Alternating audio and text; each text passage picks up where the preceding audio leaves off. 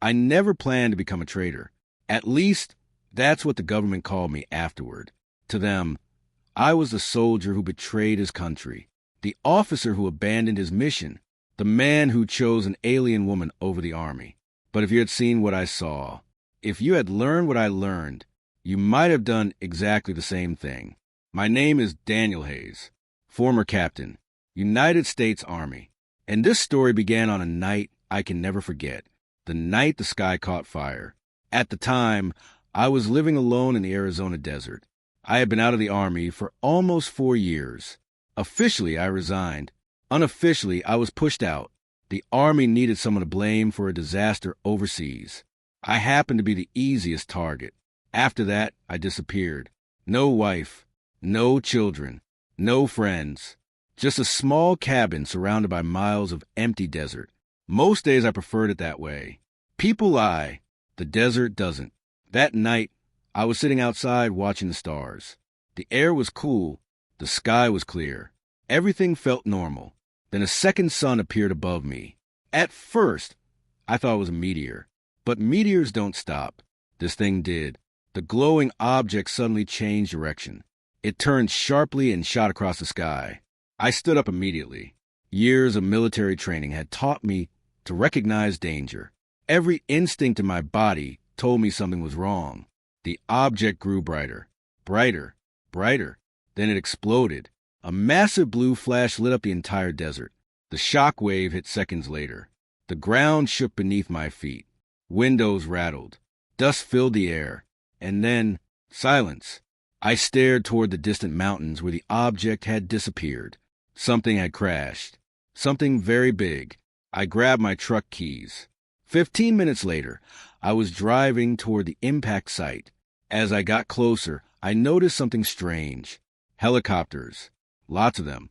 Military helicopters. They were already moving toward the crash location. That made no sense. The object had fallen less than 20 minutes ago. How could they react so quickly? Unless they already knew it was coming. That thought stayed in my head as I continued driving. By the time I reached the area, smoke was rising into the sky. The crash site sat inside a rocky valley. I parked my truck and continued on foot. The closer I got, the stranger things became. There was no burning wreckage, no scattered debris, no broken aircraft. Instead, there was a perfectly circular crater, almost as if something had landed rather than crashed. At the center stood a silver capsule.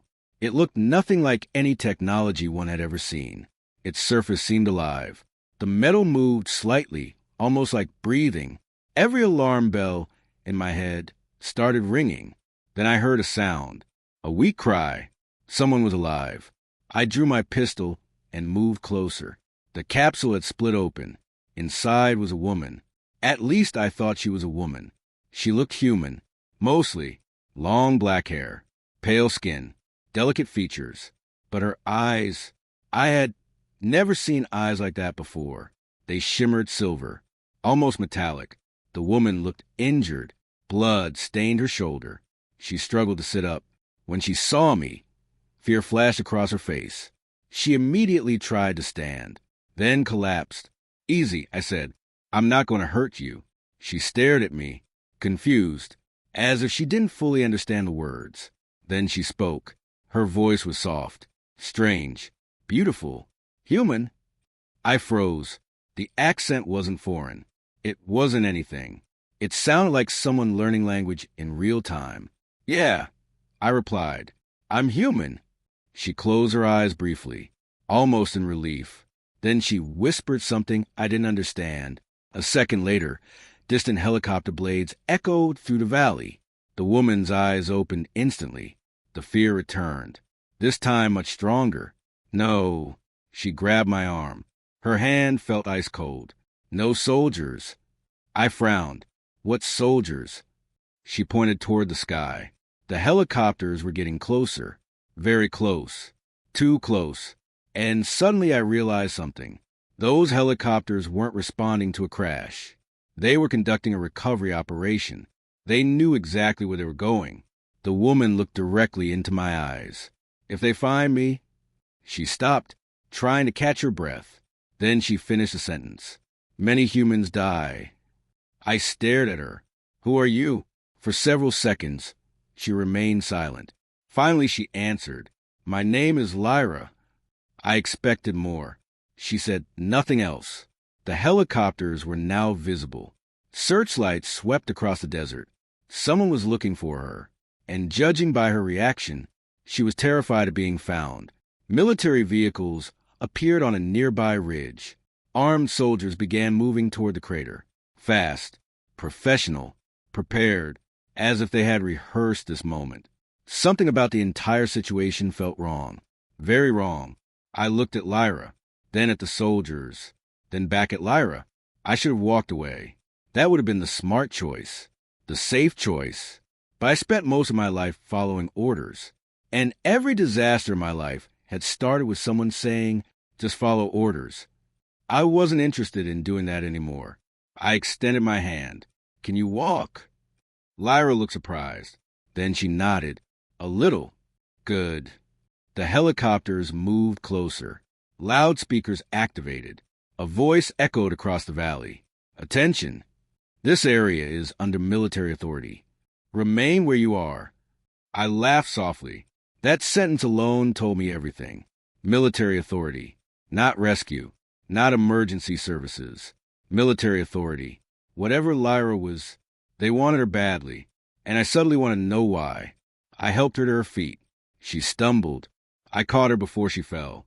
For a brief moment, our eyes met. Something strange happened. A feeling, a connection, gone almost instantly, but it was there. Lyra seemed to notice it too. Neither of us spoke. The soldiers were less than a minute away. I pointed toward the mountains. We're leaving. Her eyes widened. You help me? Looks that way. Why? I thought about that question.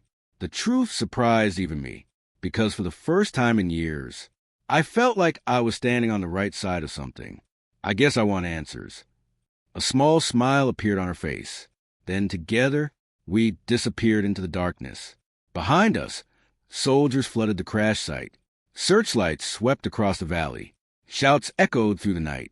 Someone yelled that the target was missing, and somewhere far above us, satellites began searching the desert. The hunt had officially begun, but neither Lyra nor I understood something yet. The people chasing us weren't trying to protect humanity. They were trying to control its future. And before this was over, I would be forced to choose between my species and the woman walking beside me. By sunrise, Lyra and I were nearly 30 miles from the crash site. We had spent the entire night moving through dry riverbeds and abandoned trails. Neither of us spoke much, partly because we were exhausted, mostly because we didn't trust each other yet. I knew she wasn't human, and she knew I had once been a soldier. Neither fact inspired confidence. The first rays of sunlight crept across the desert horizon. I stopped beside an abandoned gas station that had been closed for years. The roof was half collapsed. The windows were broken, but it offered something we desperately needed. Cover. Lyra sat on the concrete floor and leaned against the wall. She looked pale, far weaker than she had the night before. I opened my backpack and handed her a bottle of water. She studied it carefully, almost as if she had never seen one before. You know how to drink that, right? I asked. A faint smile appeared on her face. Yes. Good. Just checking. For the first time since meeting her, she laughed. It was soft, brief, but real. And strangely enough, hearing it made me relax. A little. I sat across from her. For several moments, neither of us spoke. Finally, I broke the silence. So let's start with the obvious question. Lyra looked up. What question? What exactly are you? She stared at the floor. I am called Orin. That's your species? She nodded. Your people would call us aliens. Fair enough. I leaned back. And why does the United States Army want you so badly? The smile vanished immediately. Her eyes darkened. I hoped you would not ask that. Well, unfortunately, they're sending helicopters after us. She remained silent. I waited. Finally, she spoke. Because I carry something valuable. What kind of valuable? Lyra looked directly into my eyes. The future. That wasn't the answer I expected. The future? She nodded slowly. For my people. I frowned. What does that mean? For several seconds, she seemed unsure. Then she reached toward the center of her chest. A faint silver glow appeared beneath her skin. At first, I thought it was a reflection. Then I realized the light was coming from inside her body. I immediately stood up.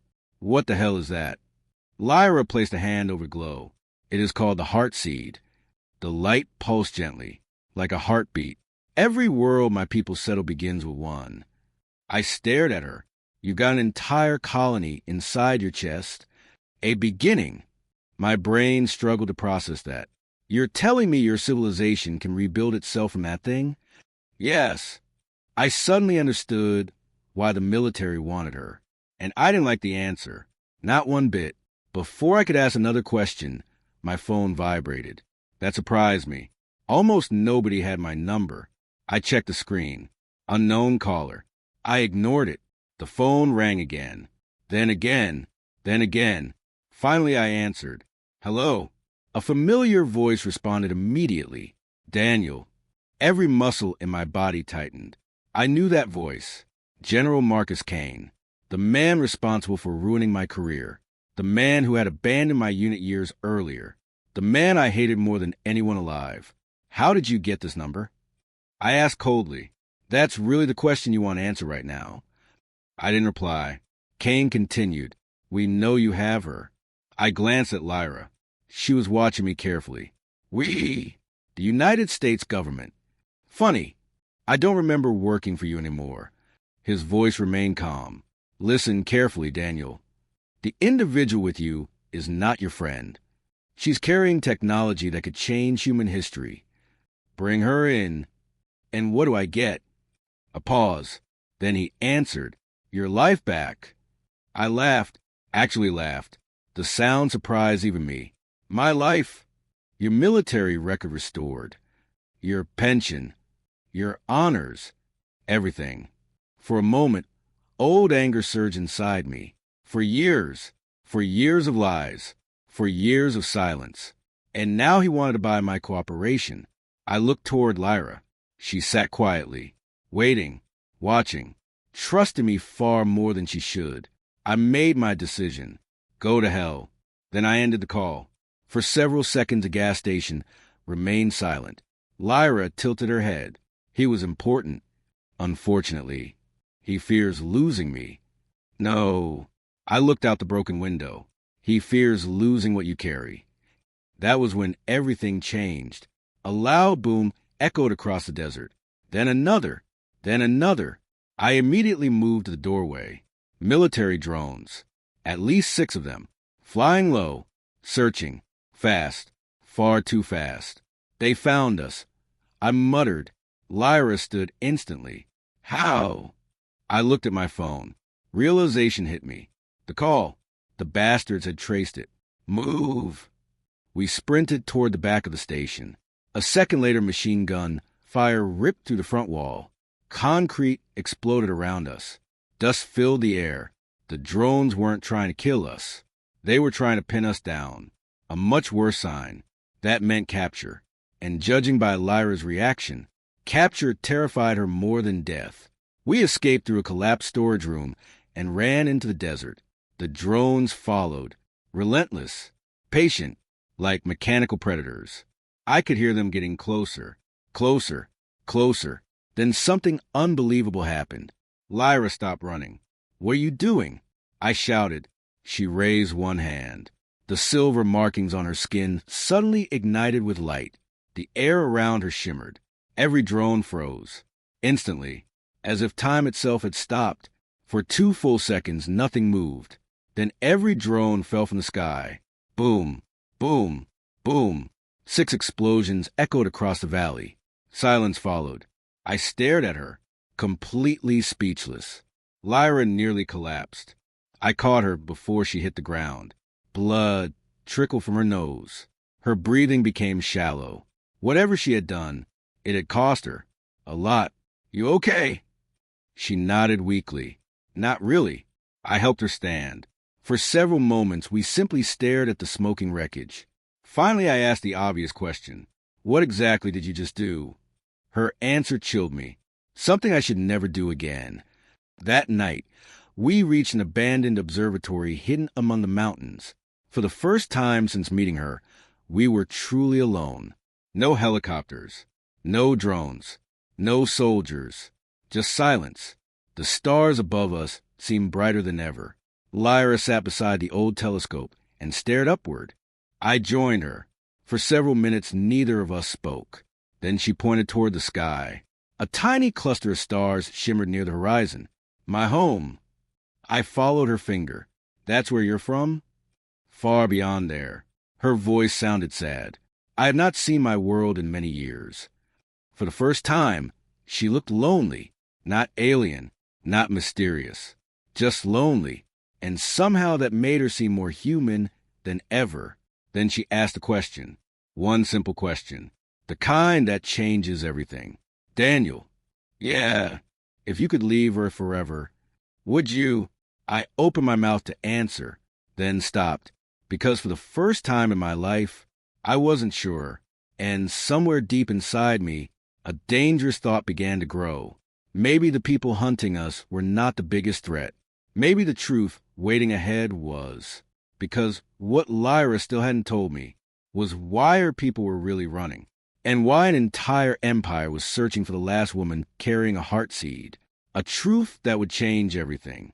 The next morning, I woke before sunrise. For a few seconds, I forgot everything. The crash, the soldiers, the drones, the alien woman sleeping 20 feet away. Then reality returned all at once. I sat up and looked across the observatory. Lyra was already awake. She stood beneath the broken dome, staring toward the eastern horizon. The rising sun painted her silver eyes with golden light. For a moment, she looked less like an alien, and more like someone who simply didn't belong anywhere. I walked over and sat beside her. You ever sleep? I asked. She smiled faintly. Sometimes. That sounds healthy. You humans are obsessed with sleep. We're obsessed with staying alive. She looked at me. Same thing. That earned another small laugh. The strange part was how natural it felt. 3 days ago, I had never heard of Lyra. Now I couldn't imagine leaving her behind. That realization should have scared me. Instead, it felt right.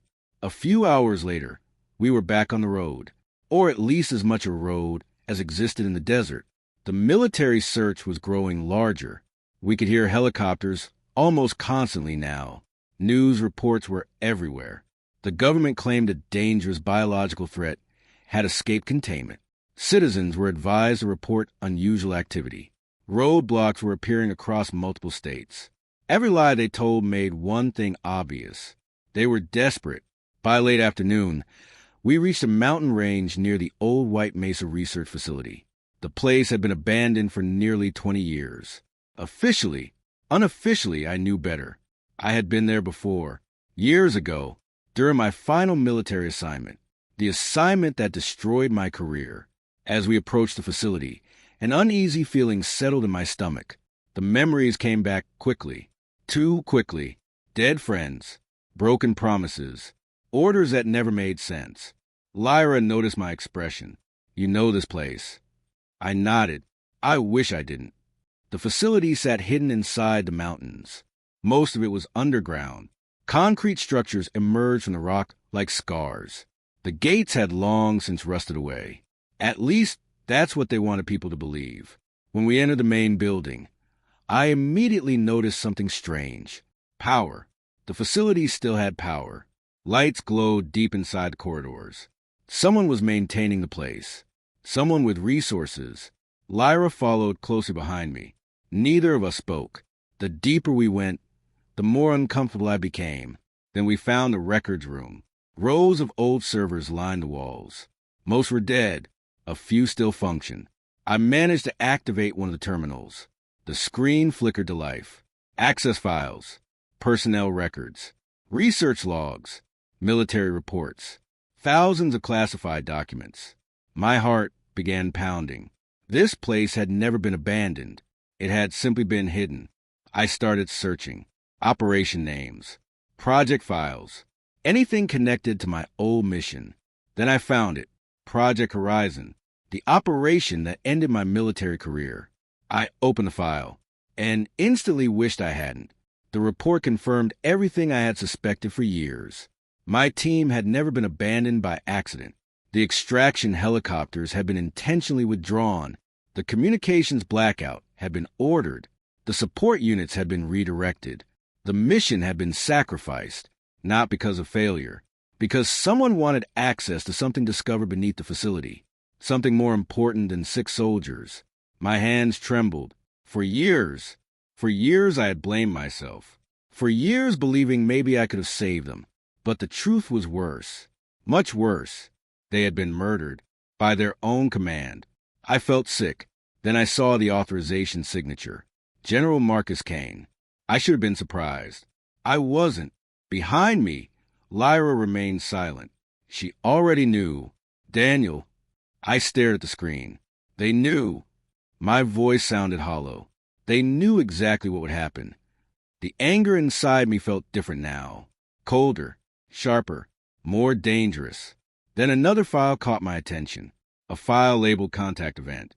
Date: 22 years ago. I opened it. The contents changed everything.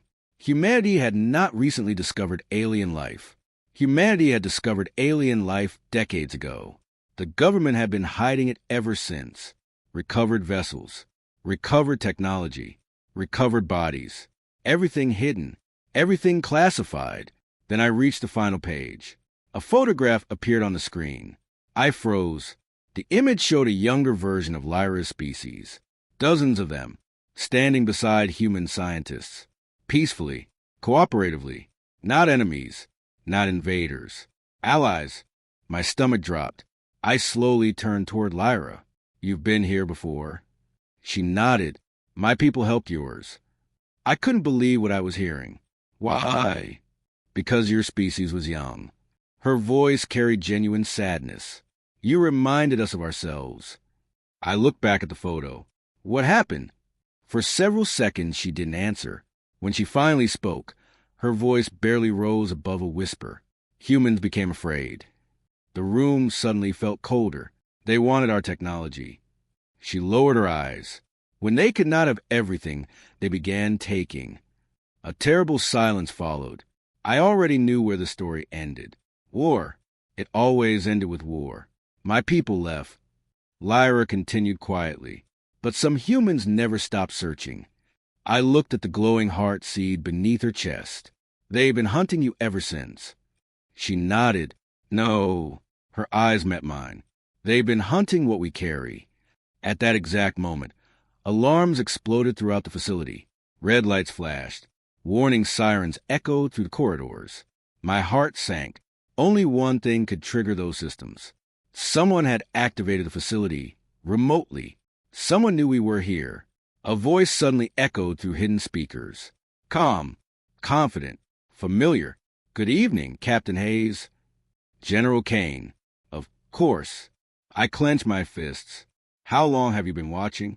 The speaker crackled. Long enough. I heard movement outside. Heavy vehicles. Lots of them. Then came the unmistakable sound of helicopter rotors.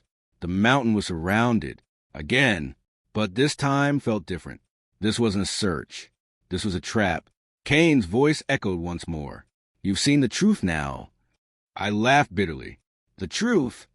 Part of it. His tone remained calm. Bring her to me?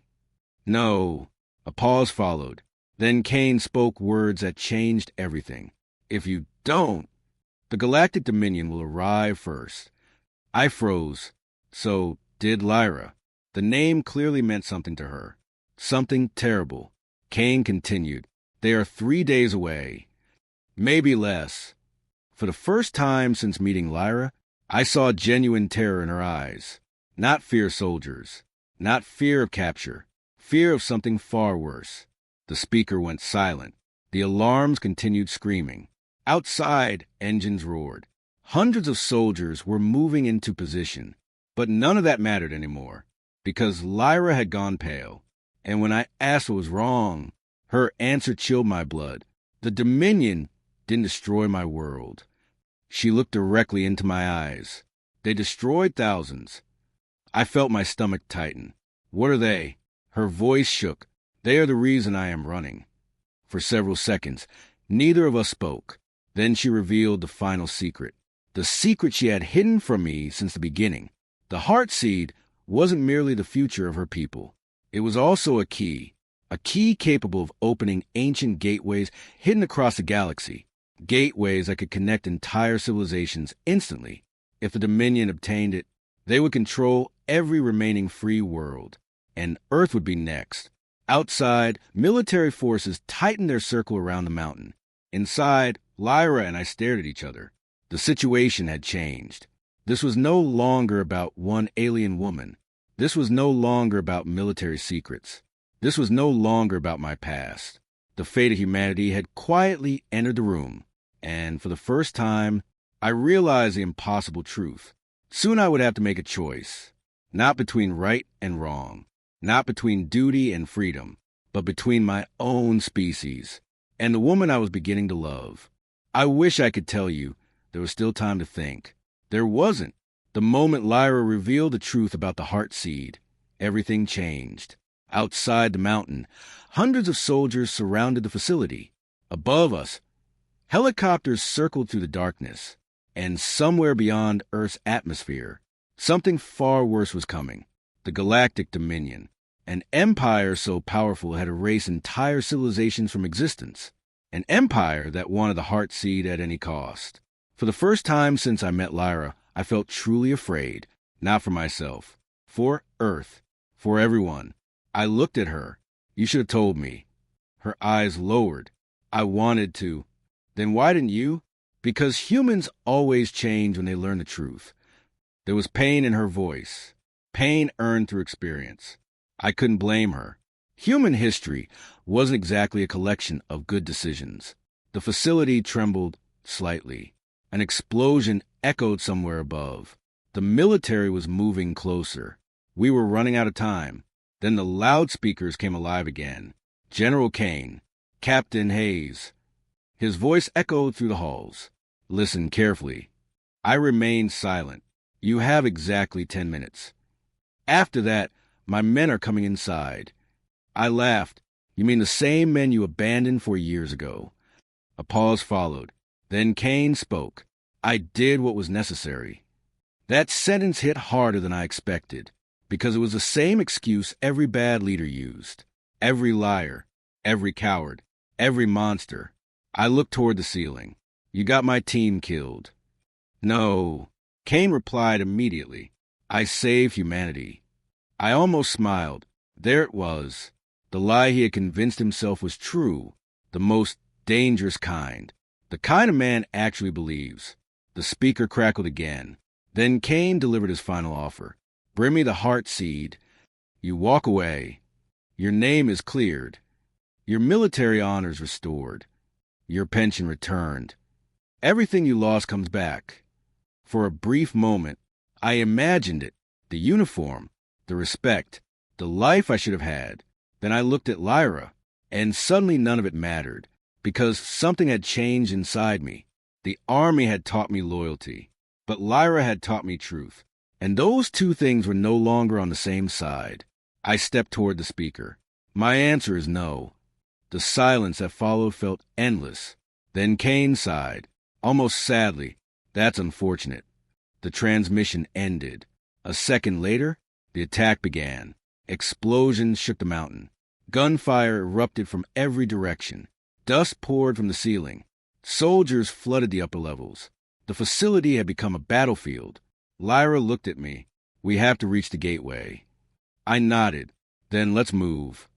We ran, deep beneath the mountain, past forgotten laboratories, past abandoned tunnels, past secrets buried for decades. The alarm screamed continuously. The deeper we went, the stranger facility became. The architecture changed. Concrete disappeared. Metal vanished. Ancient structures emerged from the darkness. Massive black pillars stretched toward the ceiling. Symbols glowed across their surfaces. None of it looked human. And then we saw it, the gateway. Even after everything I'd witnessed, the sight stole my breath. A circular structure nearly 200 feet tall stood in the center of a cavern. Blue energy flowed through its frame. The entire chamber hummed with power. It felt alive. Lyra stopped. For a moment she simply stared, almost like someone seeing home after years of exile. Then her hand moved toward the heart seed. The silver light beneath her skin intensified. The gateway immediately responded. Energy surged through the chamber. The ancient machine was waking up. But we weren't alone. Footsteps echoed behind us. Dozens of them. Soldiers entered the cavern, weapons raised, and at their center stood General Marcus Kane. For the first time in years, we faced each other. No radios, no reports, no distance. Just two men. Kane looked older than I remembered, tired, but determined. His eyes shifted toward Lyra, then toward the gateway, then back to me. You have no idea what you're throwing away. I shrugged. Maybe. His expression hardened. That gateway can make humanity unstoppable. I laughed softly. There it is. What? The real reason. For years, Kane had hidden behind words like duty, security, protection. Now the truth stood naked in front of everyone. Power. That was all he ever wanted. Power. The gateway suddenly pulsed. The cavern shook violently. Everyone looked upward. A strange sound echoed through the air. Low, massive, terrifying. Lyra's face went pale. No. I turned toward her. What is it? She whispered only two words. They're here.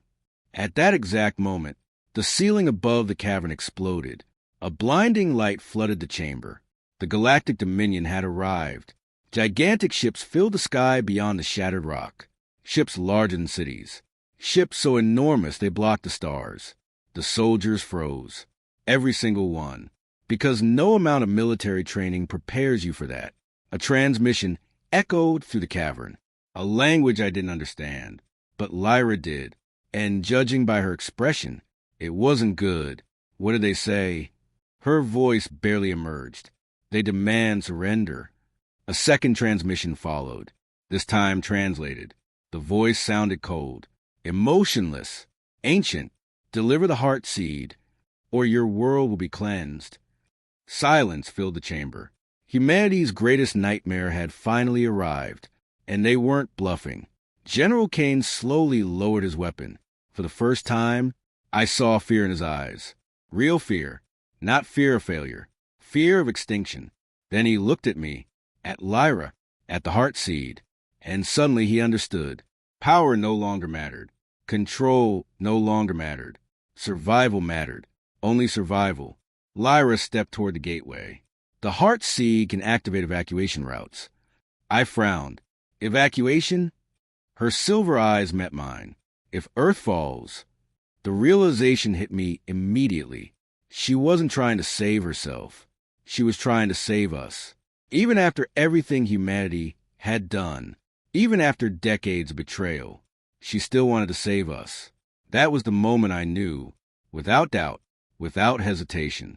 I loved her, not because she was alien, not because she was extraordinary, but because she was better than us, and somehow still believed we could be better too.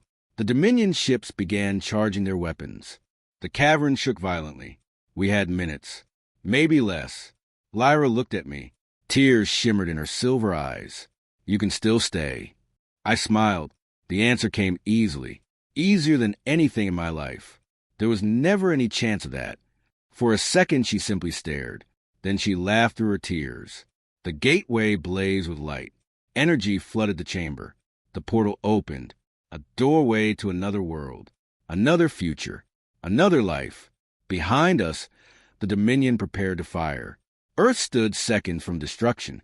General Kane suddenly shouted, "Go!" Everyone looked at him. The old soldier lowered his weapon. Then he turned toward his troops. "Protect the portal." The soldiers hesitated, then followed his order. For the first time, he chose people over power. The battle erupted instantly. Human soldiers charged. Dominion forces descended. The cavern became chaos. Gunfire, explosions, energy blasts, screams. But none of it mattered anymore, because Lyra and I were already moving, together, toward the light, toward the unknown, toward a future neither of us could see. I looked back one final time, at Earth, at humanity, at the life I was leaving behind. Then I stepped forward and chose her.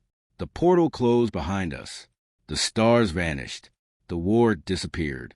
And Earth became nothing more than a memory. Years have passed since that day. I tell this story now from a world beneath two suns. A peaceful world. A free world. A world the Dominion never found. Sometimes I still think about Earth. I wonder what happened after we left. I wonder if humanity survived. I hope they did. But I don't regret my choice. Not for a second. Because on the day I walked through that portal, I stopped being the man the Army wanted me to be, and became the man I chose to be. A husband, a father, a survivor, and the man who chose an alien woman over the Army. Once I made that choice, there was only one truth left. There was no way back. If you enjoyed this story, don't forget to like, subscribe, and join us for more epic sci-fi adventures. Until the next journey among the stars, take care of yourself.